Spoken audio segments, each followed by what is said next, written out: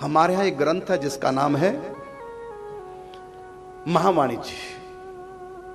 उसमें सबसे पहले का सुख है प्रेम में सेवा सुख, एक दूसरे की सेवा करें। दूसरा सुख है उत्साह सुख, विशेष विशेष उत्सवों के दिनों में विशेष विशेष खान पान, कुछ मनोरंजन की बात करनी चाहिए।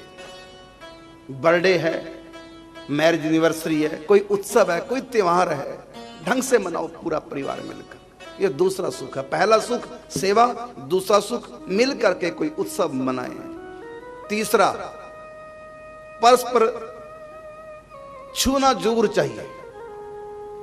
माता पिता के पांव छूना, माता पिता बेटे का सर छुएं, उनको गले लगाएं। मित्र हैं तो हाथ से हाथ मिलाएं, भाई है तो एक दूसरे के गले मिलाएं। मिलन जरूर, टच जरूर होना चाहिए। ये तीसरा सुख है टच। और चौथा सुख, और जिसको सबसे बड़ा सुख कहा, वो है बातें करना। बातें अवश्य करनी चाहिए। माता पिता से, पत्नी से, पति हो तो पत्नी से, पति से, बहू है तो सास ससुर से बातें करो।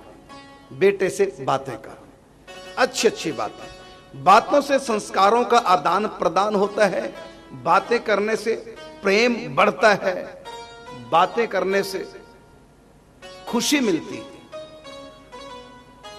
यदि पति पत्नी केवल शारीरिक संबंध तो बना लेते हैं खाली और बातें नहीं करते, इसका भी अर्थ निकलता है कि प्यार नहीं। जहां प्यार होता है वहां तुम बातें जरूर करोगे।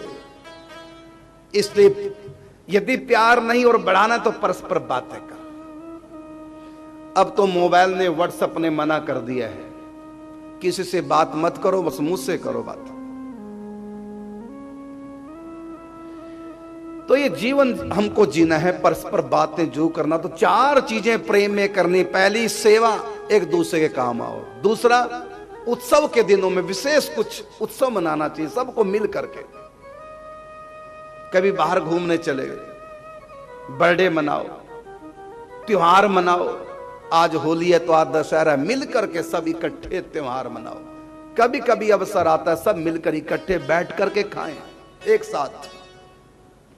ये दूसरा सुख है। पहला सुख सेवा, दूसरा सुख विशेष विशेष दिनों में विशेष विशेष उत्सव मनाए इकट्ठे बैठ के। तीसरा है परस्पर टच हो, सिर का टच करना। जैसे उदाहरण दिया मैंने, माता पिता के पांव छूना, माता पिता बच्चे के सिर पे हाथ रखें, अपने गले लगाएं। इस तरह का परस्पर जितने भी संबंध हैं एक दूसरे को टच जरूर करना चाहिए।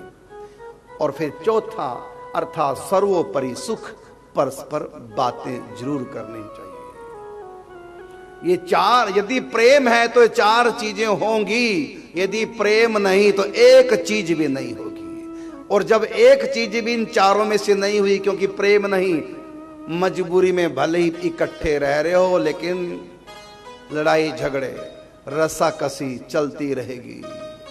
ऐसा यदि घर का माहौल है, मैं कितना भी तुमको कह दूं ध्यान करो, चिंतन करो, बात चली थी ध्यान से कि ध्यान करो, चिंतन करो, कितना भी मैं कह दूं तुम कर ही नहीं पाओगे। क्योंकि मन उलझा हुआ है राग द्वेष में, अपनी अपनी फिक्रों में जो भी है वो उलझा है। और जिंदगी हकीकत में क्या है कौन समझाए। यदि आपको भक्ति के पथ पर चलना है, आगे बढ़ना है, तो एक काम आपको करना पड़ेगा। क्या? वो है सहना।